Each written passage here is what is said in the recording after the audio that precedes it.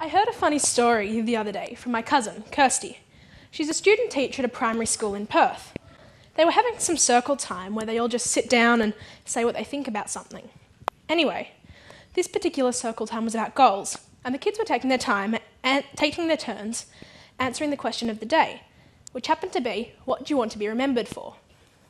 Of course, all the little boys were fairly predictable with answers like soccer or cricket, and the little girls weren't much better or wanting to be actresses or pop stars. But one little girl, when my cousin asked her, what do you want to be remembered for, said, ever. Which brings me to what I want to talk about today.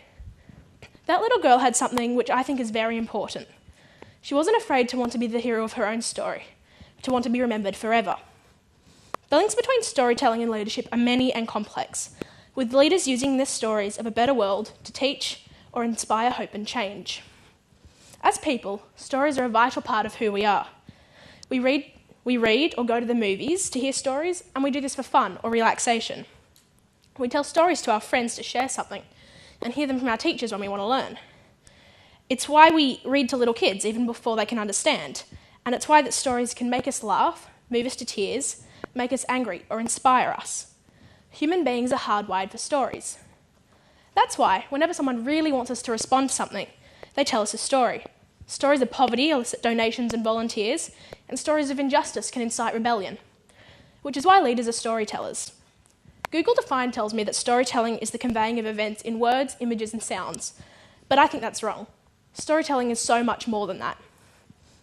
Storytelling is about ideas, hopes, and dreams. About truth and fact, yes, but just as important is the imaginary and the fantasy.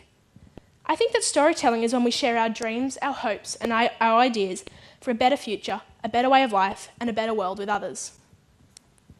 Storytellers who can do this in a way that make people go, hey, yeah, I could do that, or yes, that does need to change, are storytellers and leaders. Napoleon Bonaparte once said that a leader is a dealer in hope, and I agree with him. The ability to inspire hope and the will to change in others is why leaders are so important in our society. One of the earliest examples of leadership we can see in someone's life is parents teaching their children how to be good people. Parents instill their values like trust, honesty, responsibility, and integrity in their children through stories. For example, Winnie the Pooh always tells the truth, and Wendy has to trust Peter Pan and Tinkerbell to allow her to fly to Neverland. The Bible, no matter what you believe, is full of parables, which are stories that basically outline a pretty good guide to living life.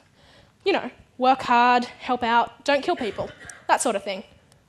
I guess the question is then, why is it that people are so susceptible to stories? I think it's because that when you dream, you can be anyone you want to be. You can escape school or you can change the world. It's why teenagers daydream in class. Imagine with me for a moment. You're sitting in history and you're bored out of your brain, thinking, God, this could be so much better. So you daydream. It's why I think teenagers are such great leaders, something that adults don't really recognise. You're young enough not to rule out the impossible, but you're old enough to start thinking about how you can make it happen. 200 years ago, the technology and medicine we have today would have been considered magic. Future technology might seem impossible to us, but out there, somewhere, is someone who's been thinking, hey, I know how that might work. To make the impossible a reality, someone has to go, we can do that. Their ideas become a story, and they inspire others to join them in that story. And that's leadership. Martin Luther King Jr., he had a dream. Napoleon Bonaparte, he wanted to conquer. Aung San Suu Kyi, she's fighting for democracy. Gandhi, Mandela, Ayan Hirsi, all leaders, all who touch the lives of thousands, if not millions, with their words and stories. And so history shows us that storytellers are leaders, simply because of what storytelling is in itself. I guess a really modern-day example of this would be politics. Politicians have to see a problem in a country and then tell people how much better it could be, often embellishing the story into the realms of pure political rubbish. Of course, this is how we elect, trying to find a comparison and a compromise between the most attractive story and the most feasible solution. Politicians have to use storytelling to make people go, hey, maybe Julia Gillard is the fairy godmother of public education after all. Of course, not all fairy tales and stories can have a happy ending. Not all leaders are perfect. And not all situations have quick, easy and neat solutions. And just sometimes we get taken in by the magic of a story before we can think about the actual implications. Just look, how else could George Bush have ended up as the president of the USA for 8 years? But in all seriousness, a good example of a story gone wrong is that of Burma, also known as Myanmar, and its struggle for freedom from military oppression. It's in stories like this where the true heroes emerge. Leaders like Aung San Suu Kyi. She too was once a little girl who will now be remembered forever. She too had a dream of democracy and the guts to fight for it, and she spent over 14 of the last 20 years under house arrest.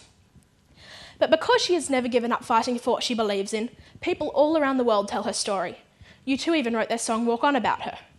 She has inspired hope for a better world in millions with her words, and history will never forget her tale. Even as today, it is still being written.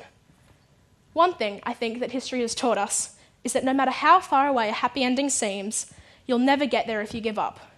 If you're not willing to be wrong, if you're too afraid to make mistakes, and if you're not brave enough to give it a go, then you'll never change anything or come up with anything new, and no one's going to remember your story.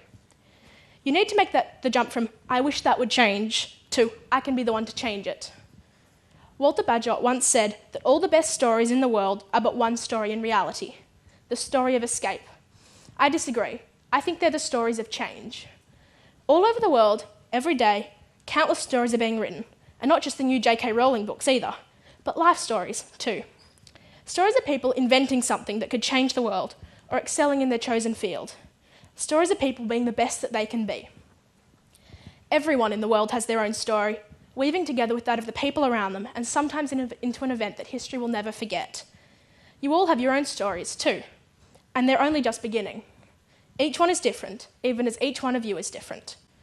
12-year-old writer and blogger Adora Svitak said that in order to make anything possible, you have to dream about it first. The question is, though, that when you have a hope, an idea, or a dream for a better world, what are you going to do with it? We're not all going to be like Mandela or Gandhi, but that doesn't mean we each can't be leaders in our own lives. And I dare you, like that little girl, to want to be remembered forever, and then try to be the hero of your own story.